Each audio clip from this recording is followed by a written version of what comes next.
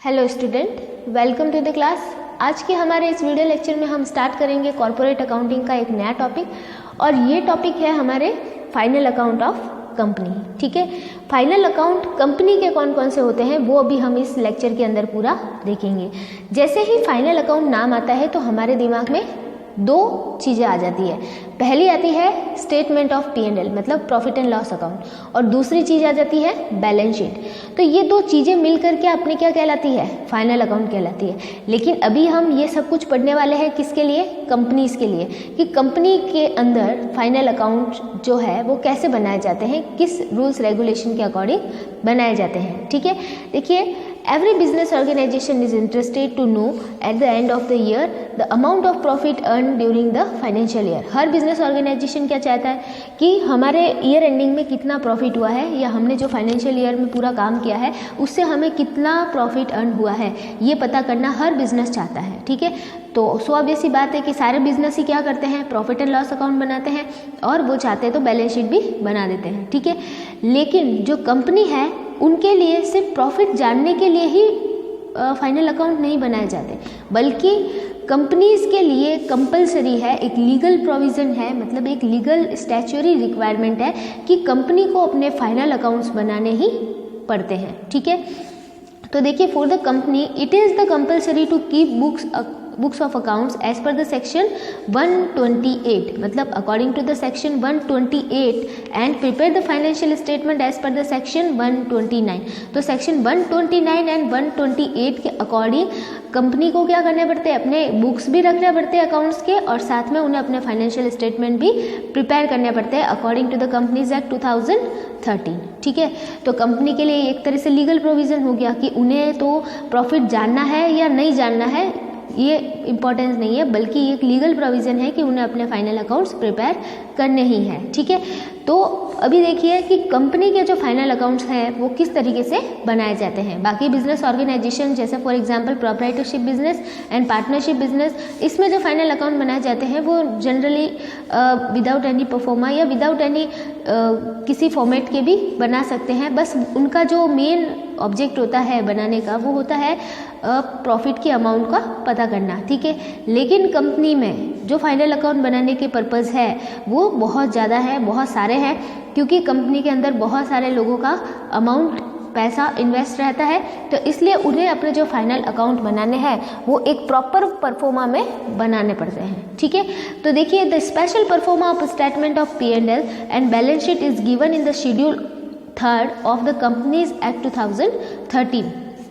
तो कंपनी के जो फाइनेंशियल स्टेटमेंट है, जो फाइनल अकाउंट्स हैं, उसमें प्रॉफिट एंड लॉस अकाउंट और बैलेंस शीट का स्पेशल परफॉर्मा दे रखा है, किसमें, schedule 3 of the companies act 2013। कई बार ये क्वेश्चन कॉमर्स में बहुत सारे कंपटीशन एग्जाम में रिपीट हुआ है कि बैलेंस शीट और P&L कंपनीज एक्ट के कौन से शेड्यूल में बनाए जाते हैं, या उनका जो परफॉर्मा है वो कंपनीज एक्ट के कौन से शेड्यूल में दे रखा है। ठीक है, तो अभी हमें ये थोड़ा सा ध्यान रखना है कि कंपनी एक्ट 2013 की शेड्यूल 3 के अंदर बैलेंस शीट और P&L का परफॉर्मा दे रखा है। ठीक है, अब शेड्यूल 3 जो है उसमें देखिए, शेड्यूल 3 के दो पार्ट है।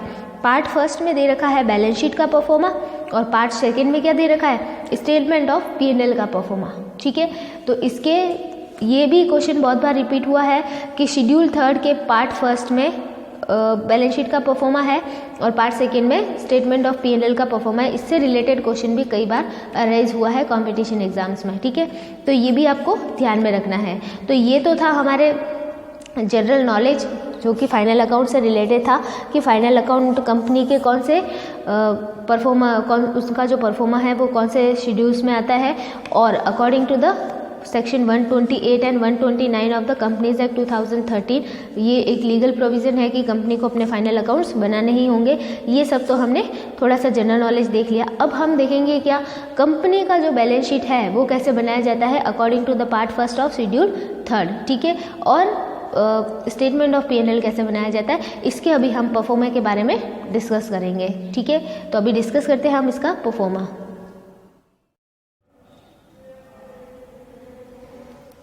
तो ये है बैलेंस शीट का परफॉर्मा। अभी देखिए, बैलेंस शीट का परफॉर्मा बिल्कुल एग्जैक्टली ऐसे बनेगा। ऊपर आपको लगानी है हेडिंग में बैलेंस शीट एज एट जो भी क्लोजिंग डेट होगी वो हमें यहाँ पे शो करनी है। अब देखिए बैलेंस शीट के अंदर हेड्स क्या क्या होंगे, ठीक है। बैलेंस शीट आपको बनानी है वर्टिकल फॉर्मेट में, ठीक है। वर्टिकल फॉर्मेट में बना करके आपको जो सबसे फर्स्ट हेड देना है बैलेंस शीट के अंदर, जो सबसे फर्स्ट हेड देना है आपको वो देना है इक्विटी एंड लायबिलिटीज़, ठीक है। सबसे पहले लायबिलिटीज़ आएगी सारी, तो इक्विटी एंड लायबिलिटी हेड देने के बाद उसका जो सब हेड होगा वो होगा शेयर होल्डर्स फंड, ठीक है। शेयर होल्डर फंड के अंदर जो शेयर कैपिटल है वो रिजर्व एंड सरप्लस और money receive against the share warrants, ये 3 चीज़ें आएगी, ठीक है। अब शेयर कैपिटल में आप इशूड, सब्सक्राइब्ड, ऑथोराइज भी लिख सकते हो, authorise, issued and subscribe, called up and paid up capital लिखोगे, ठीक है, जिसमें प्रेफरेंस शेयर कैपिटल और इक्विटी शेयर कैपिटल दोनों आ जाएगी। फिर रिजर्व एंड सरप्लस में जितने भी रिजर्व, सरप्लस, P&L का स्टेटमेंट का जो भी बैलेंस रहेगा वो सारे कुछ इसके अंदर आएंगे, ठीक है। और अगर शेयर वारंट के अगेंस्ट अगर कोई मनी रिसीव हुई है तो वो इसमें आएगा। तो फर्स्ट सब हेड रहेगा शेयर होल्डर फंड, ठीक है। सेकेंड जो हेड रहेगा वो रहेगा सब head share application money pending allotment, ठीक है। अगर कोई शेयर एप्लीकेशन मनी पेंडिंग पड़ी है और वो पड़ी है तो वो यहाँ पे शो की जाएगी। इसके बाद में है third non current liabilities. Non current liabilities में जो भी करंट लायबिलिटी के अलावा लॉन्ग टर्म लायबिलिटीज़ है कंपनी की, जैसे कि लॉन्ग टर्म बोरोविंग्स हो गए, लॉन्ग टर्म बोरोविंग्स मतलब लोन हो गए, लॉन्ग टर्म लोन जिसमें सिक्योर्ड और अनसिक्योर्ड दोनों तरह के लोन आ जाएंगे, ठीक है।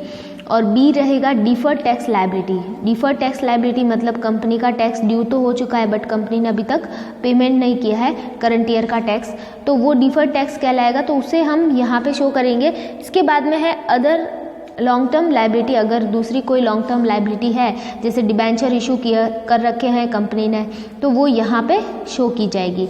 और लॉन्ग टर्म प्रोविजंस, अगर कंपनी ने कोई बड़ा प्रोविज़न बना रखा है, कोई आयोजन कर रखा है किसी चीज़ के लिए, तो वो यहाँ पे शो किया जाएगा, ठीक है। फिर जो थर्ड हेड रहेगा वो करंट लायबिलिटीज़ का रहेगा। करंट लायबिलिटीज़ में हमारे शॉर्ट टर्म बोरोविंग्स आ जाएगी, जो शॉर्ट टर्म लोन रहते हैं जिनका पेमेंट हमें 1 ईयर के अंदर करना होता है, वो आ जाएंगे। ट्रेड पेबल आ जाएंगे, क्रेडिटर्स हमारे, और बिल्स पेबल, ट्रेड पेबल हो जाएंगे। और अदर करंट लायबिलिटीज़ अगर कोई है तो वो भी इसी के अंदर आ जाएगी। और शॉर्ट टर्म प्रोविज़न अगर आपने कोई बना रखे हैं, जैसे for example provision for taxation वगैरह, तो इस टाइप से जो भी चीज़ें रहेगी, provision for doubtful debts etcetera, तो वो सारी चीज़ें इसके अंदर आ जाएगी। तो जो फर्स्ट हेड है वो है इक्विटी एंड लायबिलिटी, उसके 3 सब हेड है, ठीक है। उसके 3 सब हेड है। फर्स्ट सब हेड है शेयर होल्डर फंड, सेकेंड है share application money pending allotment, third है ये फोर है, तो इसके 4 सब हेड हैं। और थर्ड जो है वो नॉन करंट लायबिलिटीज़ और 4 रहेगा करंट लायबिलिटीज़। तो इसके 4 क्या रहेंगे, सब हेड रहेंगे, ठीक है। आपको सब हेड याद होने चाहिए, बाकी आपसे बैलेंस शीट अच्छे से याद हो जाएगी, ठीक है। फिर हमें करनी है इसकी टोटल करने के बाद हम स्टार्ट करेंगे असेट साइड। असेट साइड में जो फर्स्ट सब हेड रहेगा, सब हेड रहेगा नॉन करंट असेट्स, ठीक है। जितने भी नॉन करंट असेट्स है, जैसे फॉर एग्जांपल फिक्स असेट्स। अब फिक्स असेट्स में टेंजिबल भी आ जाएंगे, ठीक है, और इनटेंजिबल जैसे फॉर एग्जांपल गुडविल हो गया, जैसे गुडविल हो गया, तो ये सब कुछ भी आ जाएंगे, ठीक है।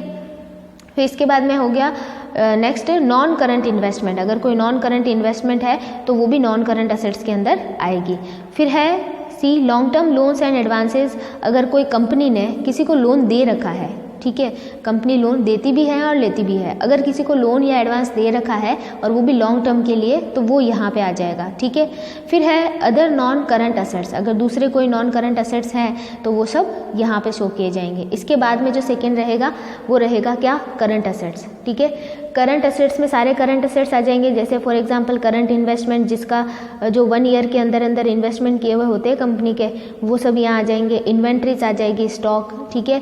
ट्रेड रिसीवेबल्स जैसे डेटर्स एंड BR, ठीक है, bills receivable, debtors and bills receivable कहलाएंगे ट्रेड रिसीवेबल। फिर है कैश एंड कैश इक्विवेलेंट्स, मतलब cash at bank and cash in hand, ये सारे कुछ आ जाएंगे। फिर short term loans and advances, अगर कंपनी ने किसी को शॉर्ट टर्म लोन या एडवांसेस दे रखे हैं तो वो यहाँ पे आ जाएंगे, ठीक है।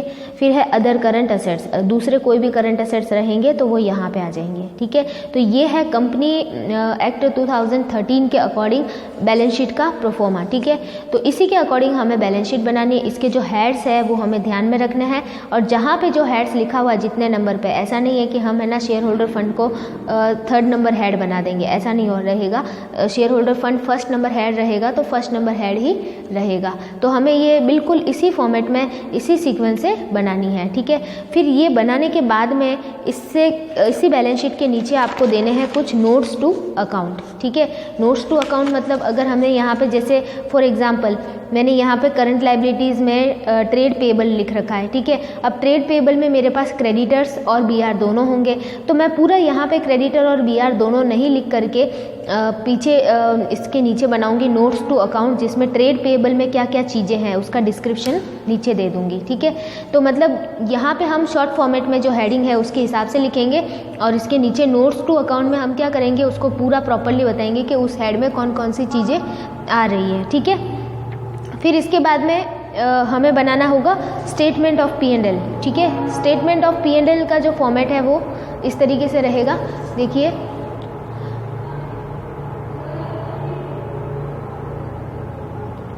स्टेटमेंट ऑफ P&L जो है उसका फॉर्मेट भी आपको कुछ इस तरीके से बनाना, ऊपर हेडिंग लगा के स्टेटमेंट ऑफ P&L आपको लिखना है प्रॉफिट एंड लॉस और फॉर द ईयर एंडेड, जो भी ईयर एंडिंग रहेगा उसके लिए। और इसका फॉर्मेट भी आप इसी तरह वर्टिकल फॉर्मेट में बनाओगे। और सबसे पहला जो हेड रहेगा इसका वो क्या रहेगा, revenue from operations. Revenue from operations मतलब सेल्स, जो कंपनी की सेल्स है, सेल्स रिसिप्ट्स, वो यहाँ पे आएगी सबसे पहले, ठीक है। इसके बाद में जो सेकंड है other income. Other income company की कुछ भी हो सकती है, नॉन ऑपरेटिंग और ऑपरेटिंग दोनों ही तरह की।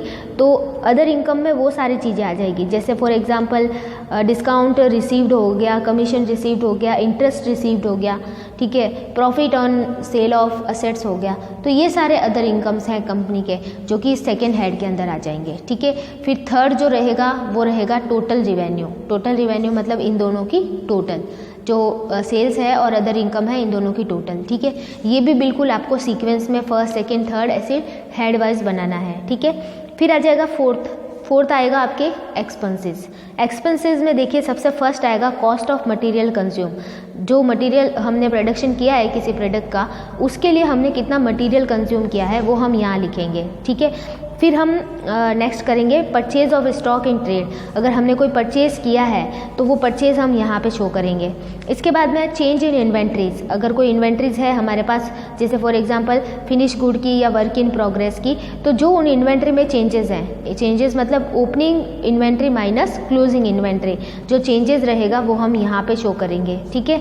फिर है employ benefit expenses. Employ benefit expenses में सैलरीज, वेजेस हो गए, और भी जो है मैनेजर की फ़ीस, रेमुनरेशंस वगैरह, तो वो सारे कुछ डायरेक्टर फीस। तो एम्प्लॉय बेनिफिट एक्सपेंसेस वगैरह वो सब हम इसी के अंदर लिखेंगे, इस हेड के अंदर, ठीक है।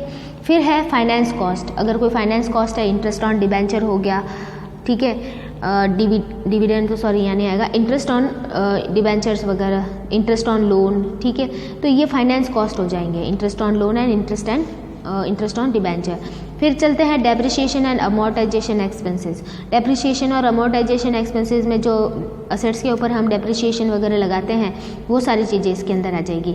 अदर एक्सपेंसेस जैसे रेंट वगैरह, जो भी अदर एक्सपेंसेस बिजनेस के रहेंगे, जनरल एक्सपेंसेस, वो हम यहाँ पे लिख देंगे।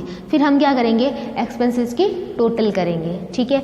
सारी एक्सपेंसेस की टोटल करके फिर हम 5th नंबर हेड कैलकुलेट करेंगे। 5th नंबर रहेगा profit before exceptional and extra ordinary items and tax, ठीक है। हम अभी कैलकुलेट करेंगे profit before exceptional and extra ordinary item and tax. तो उसके लिए हमें क्या करना पड़ेगा, जो थर्ड है, थर्ड क्या था हमारा, टोटल रिवेन्यू।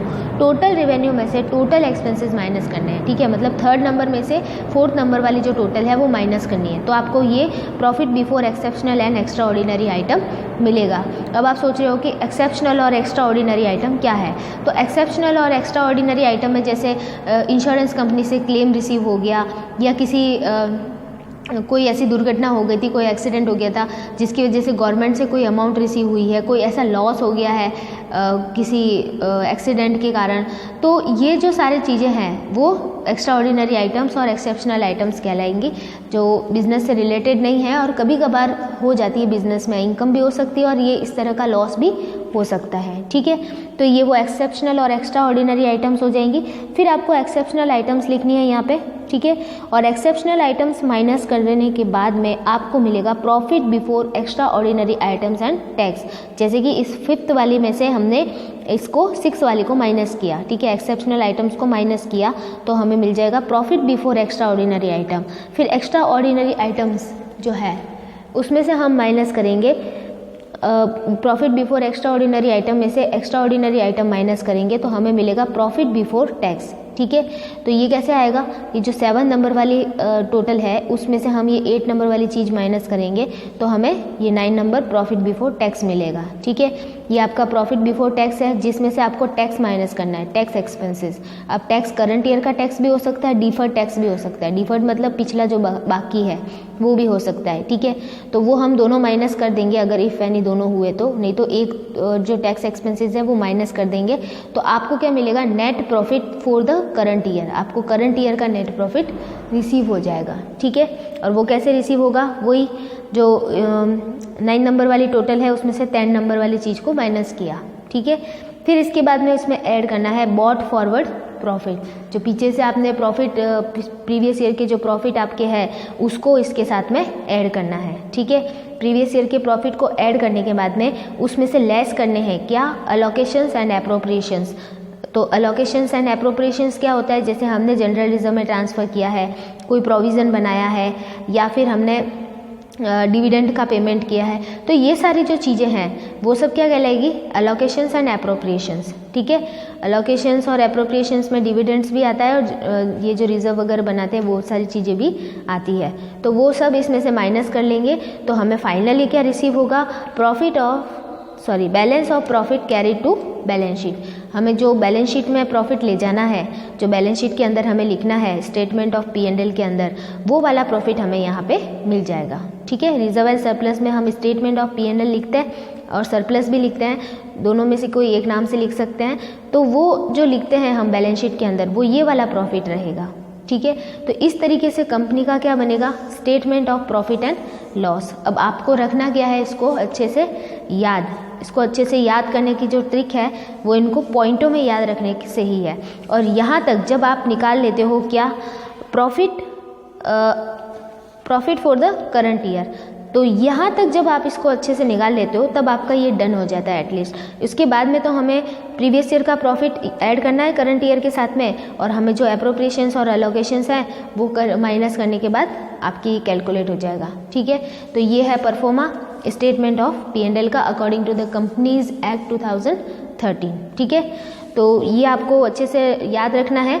बाकी अब इसके अंदर जो स्पेसिफिक आइटम्स हैं, जो स्पेसिफिक टर्म्स हैं, उसके बारे में हम नेक्स्ट लेक्चर के अंदर डिस्कस करेंगे। Okay, thank you.